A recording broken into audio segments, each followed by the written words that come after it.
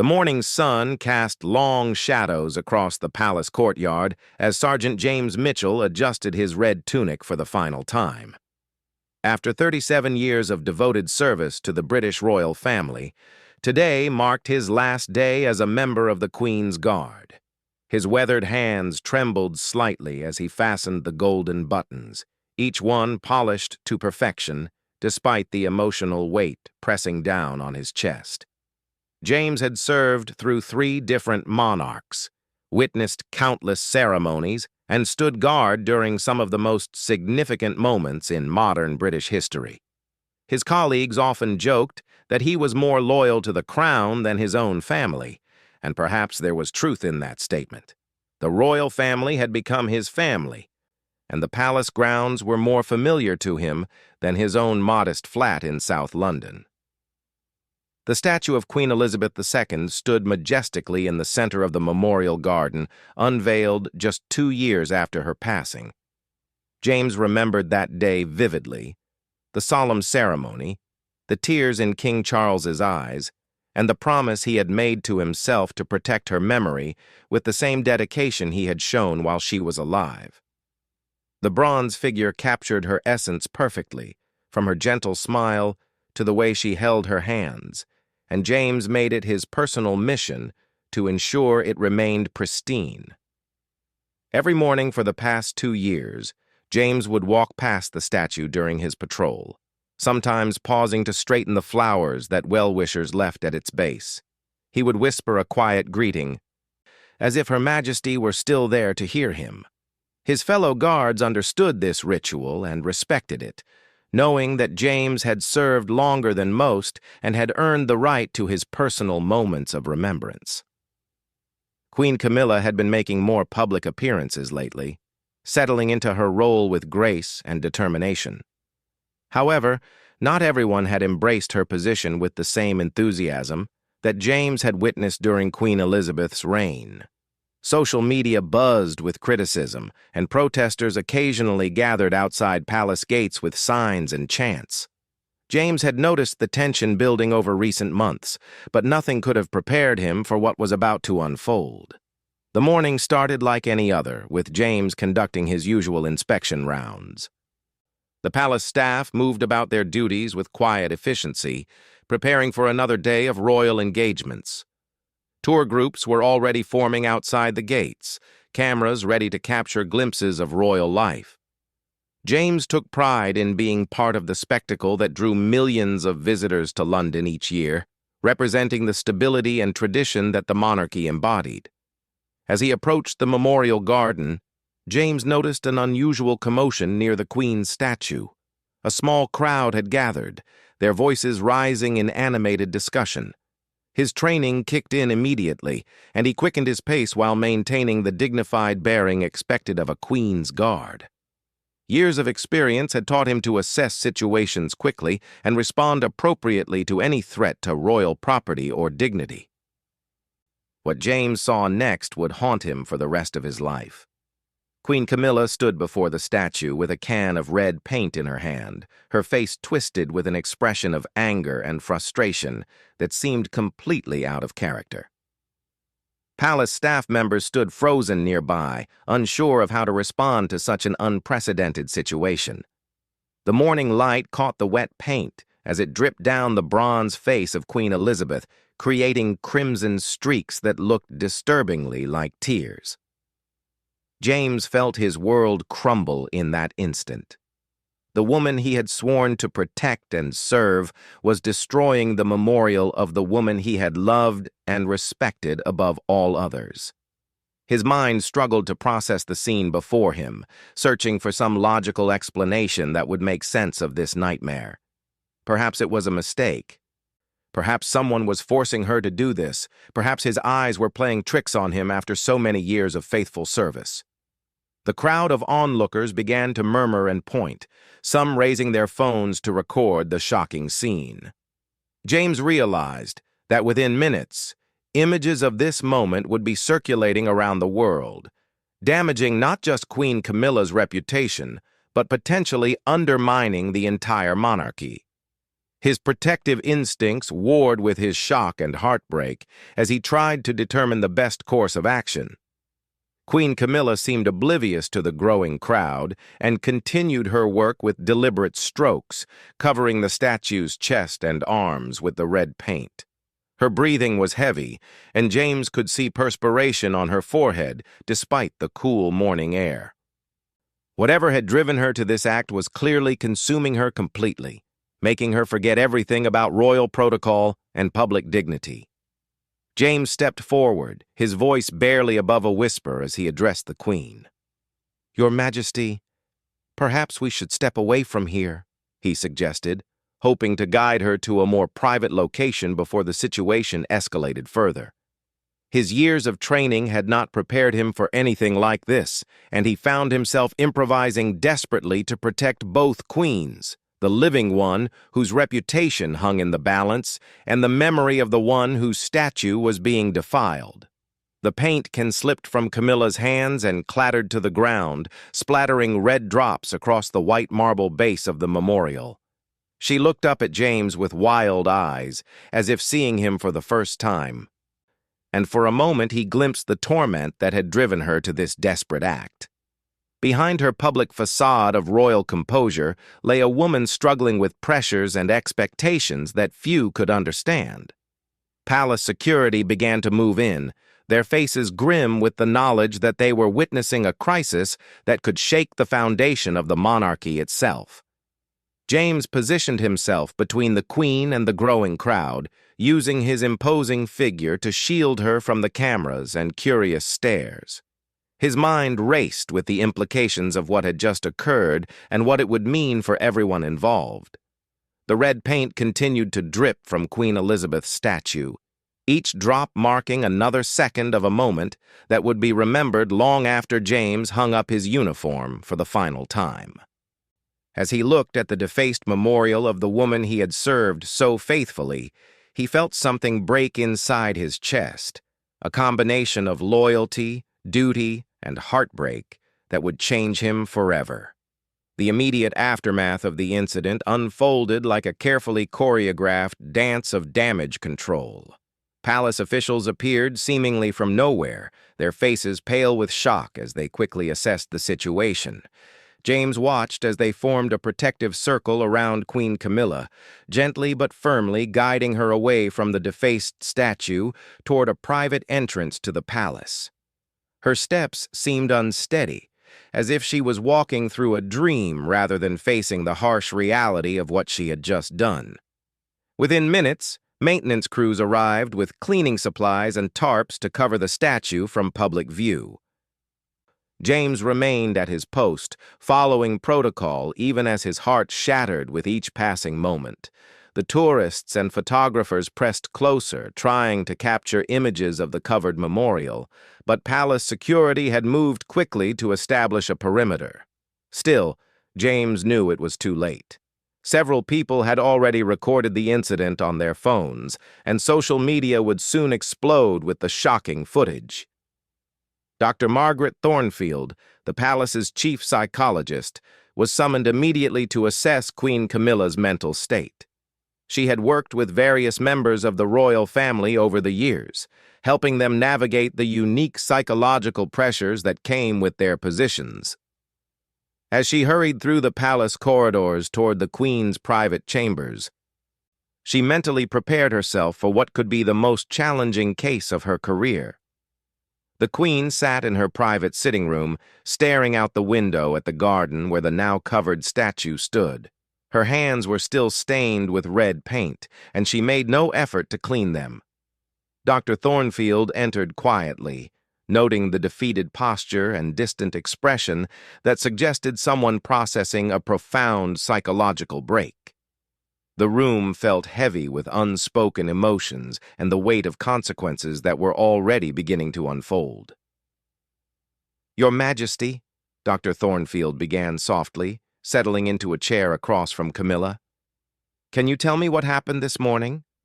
The question hung in the air for several moments before Camilla turned her head, her eyes focusing slowly on the doctor's face. When she spoke, her voice was barely audible, filled with a pain that seemed to come from deep within her soul.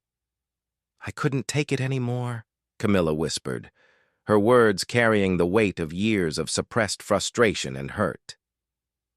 Every day, walking past that statue, seeing the way people looked at it with such love and reverence, and then looking at me with such disappointment.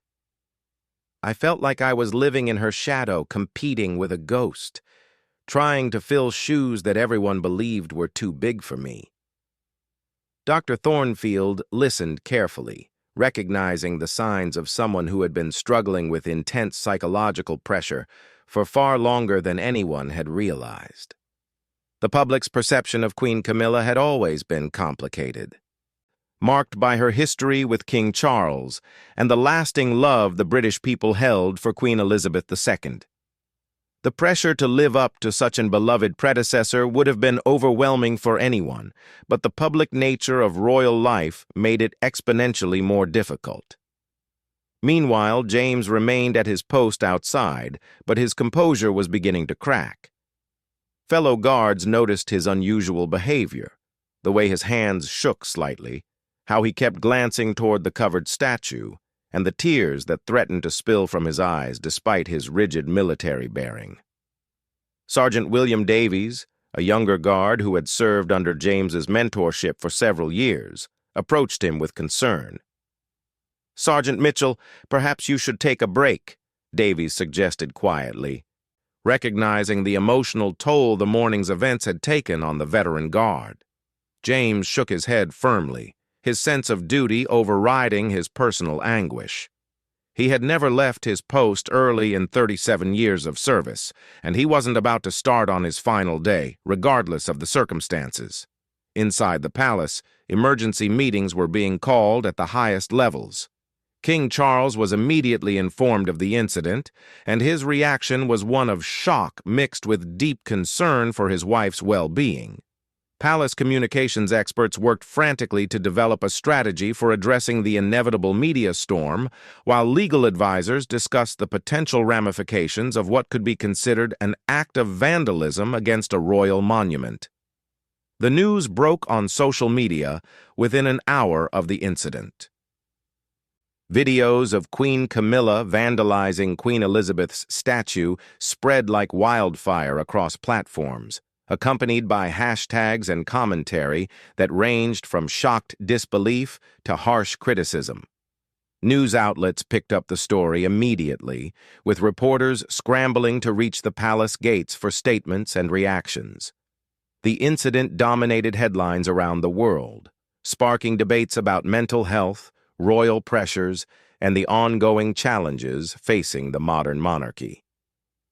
Back in her chambers, Queen Camilla continued her conversation with Dr. Thornfield, the words pouring out of her like water through a broken dam.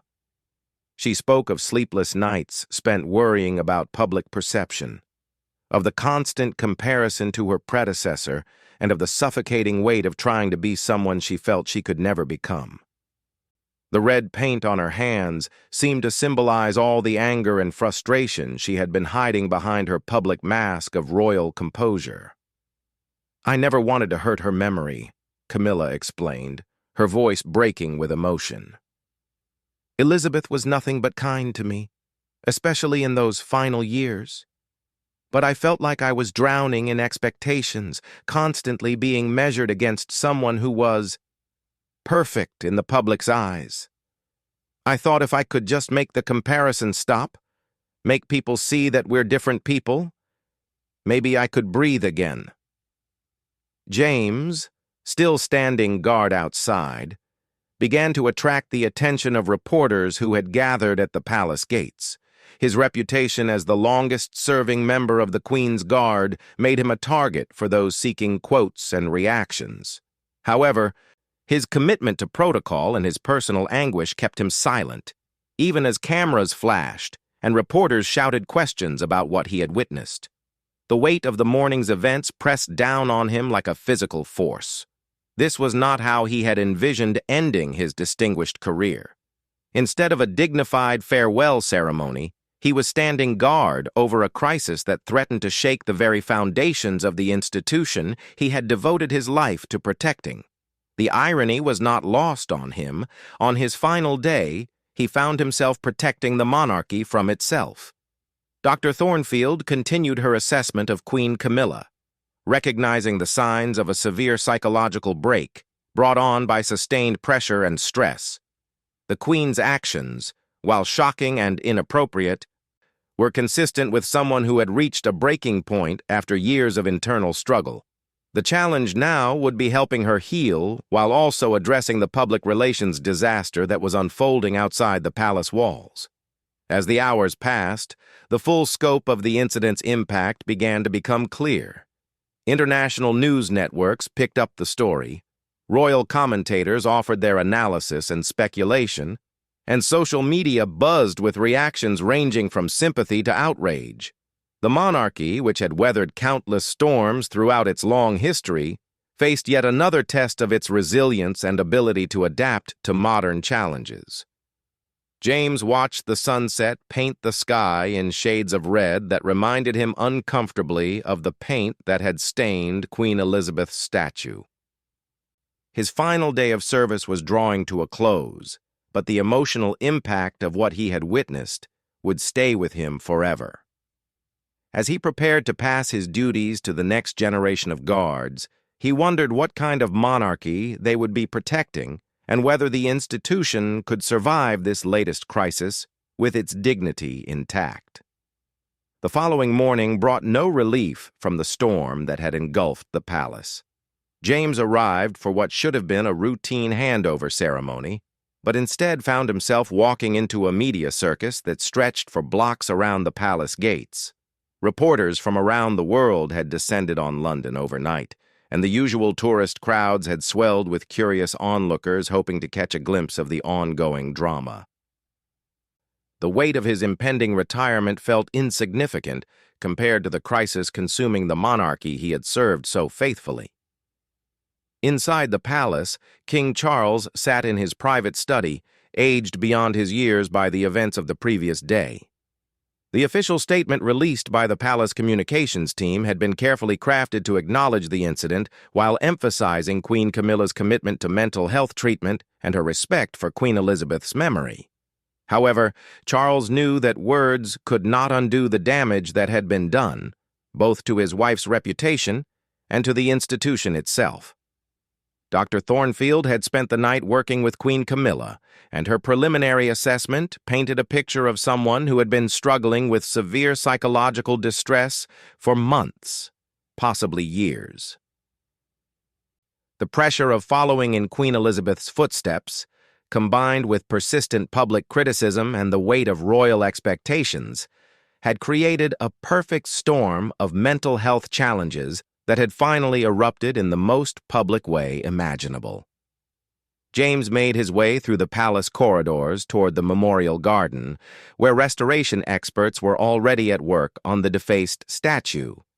The bronze surface was being carefully cleaned with specialized solutions, and James was relieved to see that the damage was not as permanent as he had feared. The statue's inherent dignity seemed to shine through despite the trauma it had endured, much like the monarchy itself had done throughout its long history of challenges and controversies.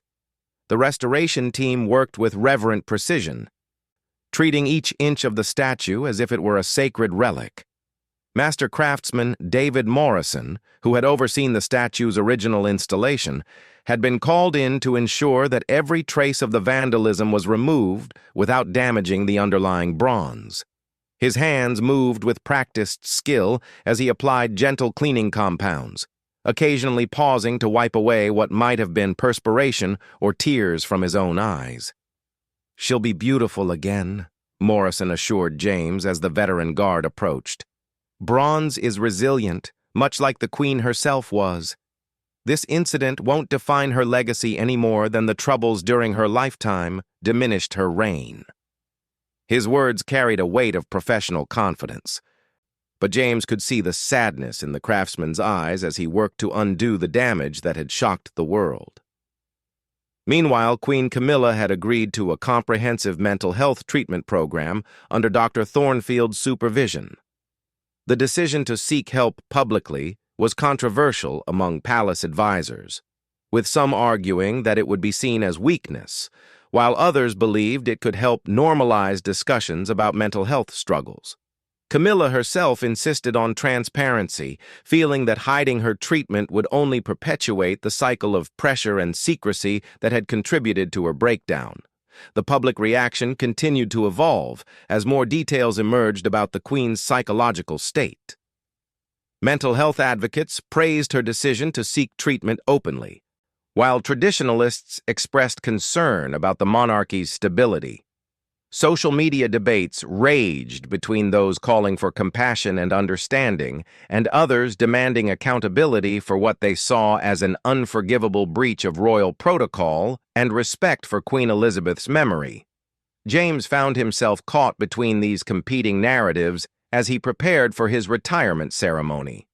Originally planned as a small, dignified affair attended by senior palace officials and fellow guards, the event had been postponed indefinitely due to the ongoing crisis. The irony was painful. His decades of faithful service were being overshadowed by a single moment of royal crisis that had nothing to do with his own conduct or dedication. As he stood before the nearly restored statue, James felt the full weight of his emotions finally breaking through his military composure. Tears began to flow freely down his weathered cheeks as he thought about Queen Elizabeth, about his years of service, about the monarchy's uncertain future, and about his own sense of loss and displacement. The statue seemed to watch him with the same gentle understanding that the Queen herself had always shown, and for a moment he felt as if she were comforting him across the divide between life and memory. Dr. Thornfield's treatment plan for Queen Camilla included not only individual therapy, but also carefully managed public appearances designed to rebuild trust and demonstrate her commitment to her royal duties. The first of these was scheduled to be a visit to a mental health charity, where she would speak openly about her struggles and the importance of seeking help when overwhelmed by life's pressures.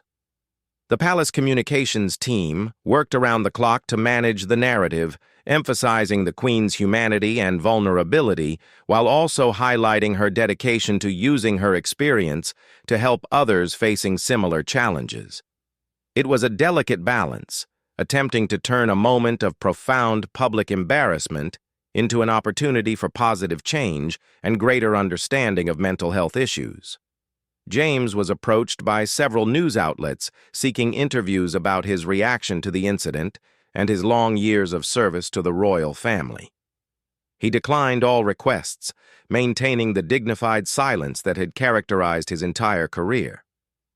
However, his visible emotion when viewing the restored statue was captured by photographers, and images of the crying guard became symbolic of the complex emotions surrounding the entire situation. 3 weeks after the incident, the statue was fully restored to its original condition.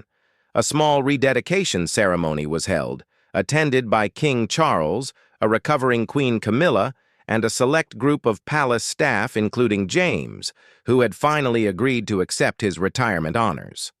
The event was deliberately low-key, designed to mark the end of one chapter and the beginning of another for both the monarchy and the people who served it.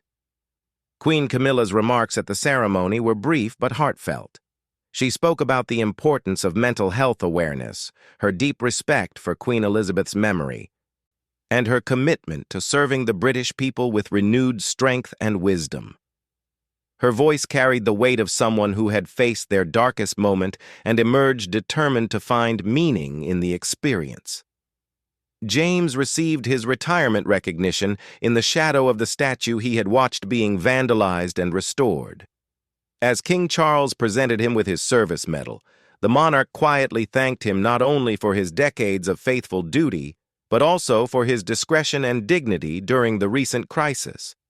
The moment felt like a bridge between the old guard and the new challenges facing the monarchy in an age of unprecedented transparency and public scrutiny. In his final act as a Queen's Guard, James placed a wreath at the base of Queen Elizabeth's statue. The flowers were simple, white lilies and red roses, but they carried the weight of a lifetime of devotion and service. As he stepped back and saluted for the final time, James felt a sense of closure that had seemed impossible just weeks before.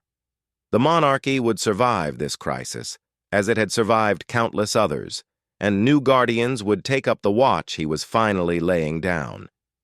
The incident became a turning point for discussions about mental health within the royal family and the pressures faced by public figures. Queen Camilla's openness about her struggles helped spark broader conversations about the human cost of public service and the importance of supporting those who serve in high-pressure roles. While the image of the paint-stained statue would never be completely forgotten, it came to symbolize not just a moment of crisis, but also the possibility of healing, understanding, and renewal. As James walked away from the palace for the final time, he carried with him memories that spanned nearly 4 decades of service. The events of his final weeks had been traumatic and unprecedented, but they had also reinforced his belief in the fundamental resilience of both the monarchy and the human spirit. Behind him, the restored statue stood sentinel in the memorial garden, its bronze surface gleaming in the afternoon sun, ready to inspire new generations of visitors and servants alike.